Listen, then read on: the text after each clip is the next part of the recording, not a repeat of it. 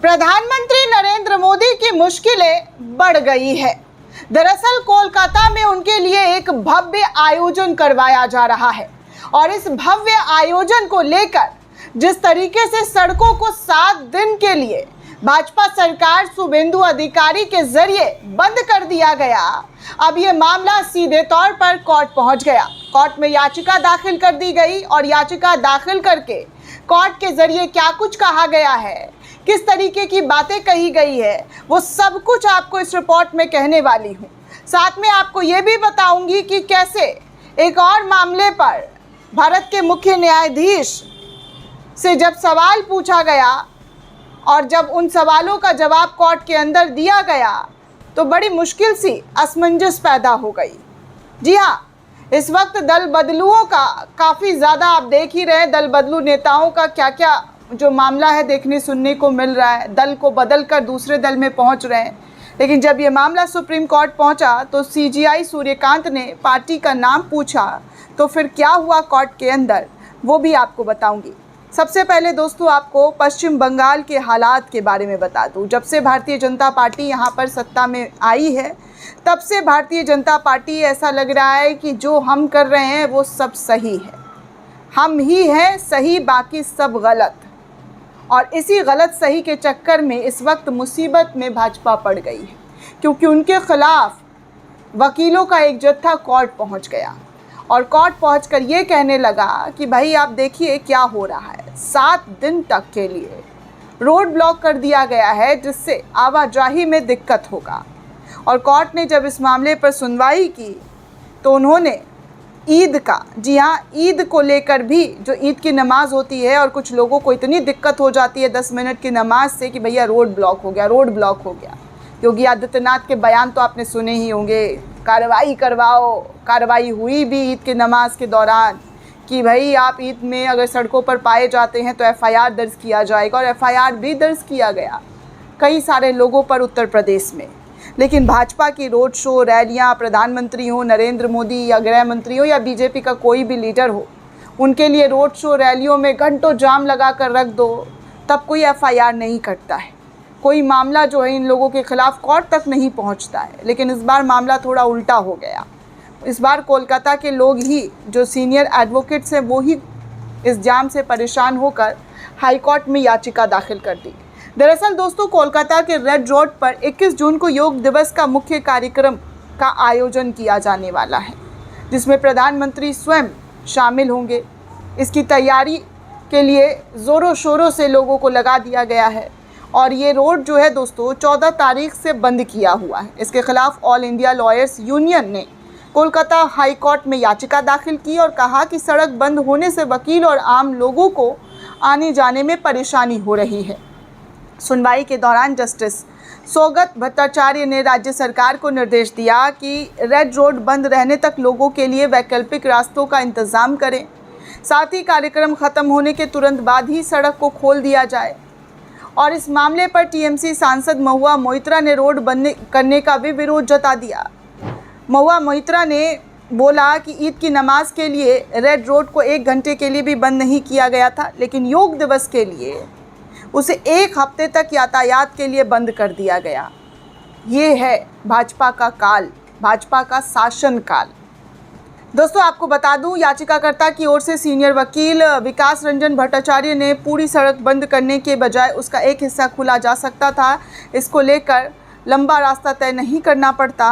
राज्य सरकार ने कोर्ट को बताया कि योग दिवस के कार्यक्रम में आयुष मंत्रालय के सहयोग से आयोजित ये प्रोग्राम किया जा रहा है और इलाके में कई वैकल्पिक रास्ते मौजूद हैं और लोगों को परेशानी नहीं होगी। कोर्ट ने राज्य सरकार को 3 हफ्ते के भीतर हलफनामा दाखिल करने का निर्देश दे दिया है। इसके बाद मामले की अगली सुनवाई होगी। इसी पश्चिम बंगाल सरकार के अधिकारियों और कर्मचारियों ने भी योग दिवस कार्यक्रम में शामिल होने को भी कहा गया है। इसको लेकर भी राज्य में कर्मचारी संगठन ने आपत्ति जाहिर कर दी है।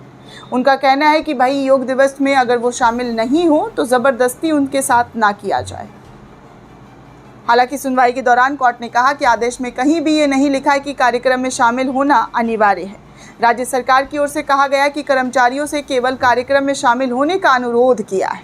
रेड रोड पर होने वाले मुख्य कार्यक्रम में करीब 35,000 लोगों के आने की उम्मीद भाजपा के जरिए जाहिर की गई है। इसके अलावा हुगली नदी में 500 से ज़्यादा नावों पर भी योग प्रदर्शन की तैयारी की जा रही है। सूत्रों के मुताबिक अगर बात करूं तो इसके जरिए नया गिनीज वर्ल्ड रिकॉर्ड बनाने की कोशिश यहां पर पूरी जोर तरीके से किया जा रहा है।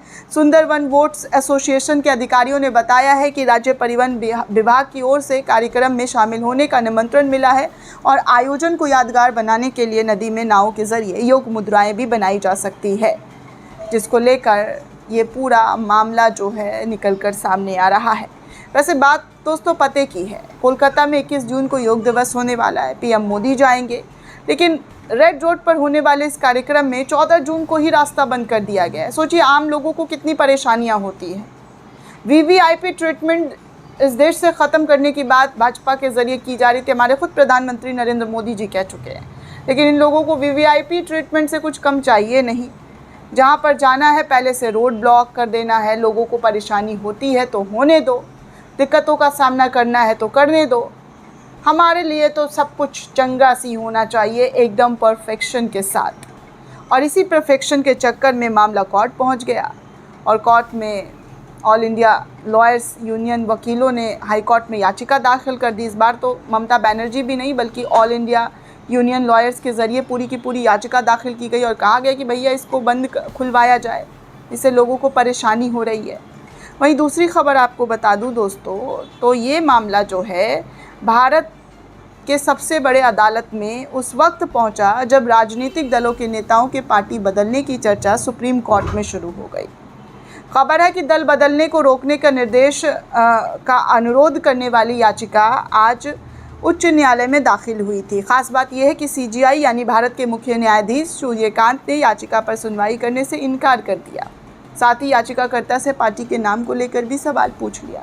याचिकाओं में भ्रष्टाचार और दल बदल का जिक्र किया गया था। बार एंड बेंच के अनुसार सुप्रीम कोर्ट में एडवोकेट CR जयासुकीन ने कहा कि इस देश में पार्टियों के नेता या तो रिश्वत देकर भ्रष्टाचार में लगे हुए हैं या धमकियां दे रहे हैं कि अगर वो पार्टी में शामिल नहीं हुए तो परिवार के सदस्यों को नुकसान पहुंचाया जाएगा। इस पर सीजीआई ने सवाल किया कि किस सत्तारूढ़ दल की बात कर रहे हैं, आपके राज्य में तो पार्टियां बदलती रहती है। एडवोकेट सुकीन ने कहा कि एक राज्य पूर्वी भारत है और एक मध्य भारत है और पार्टी नेता दूसरे दलों में शामिल हो रहे हैं। स्पीकर को नेताओं के इस्तीफे की जाँच करनी चाहिए और स्पीकर मीडिया बुलाते हैं, वो इन्हें स्वीकार कर लेते हैं और कुछ ही मिनटों में वो दूसरी पार्टी में शामिल हो जाते हैं।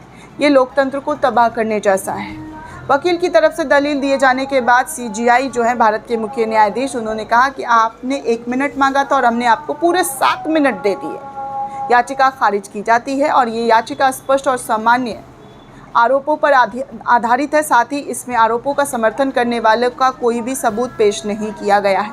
हम इसमें दखल देने को कोई भी अधिकार या आधार नज़र नहीं आता है, इसीलिए हम इस याचिका पर सुनवाई नहीं करेंगे। खास बात यह है दोस्तों कि हाल ही में तृणमूल कांग्रेस के विधायक और सांसदों ने बगावत की और वरिष्ठ नेता कोकिली घोष दस्तीदार की अगुवाई में 20 सांसदों ने टीएमसी से अलग होकर एनसीपीआई यानी national citizens party of India में विलय कर लिया। राज्य में सभी विधायक अपने अलग अलग गुट बना चुके हैं और कोर्ट में भी ऋतंबरा बनर्जी ने नेता प्रतिपक्ष के रूप में मान्यता मिल गई है।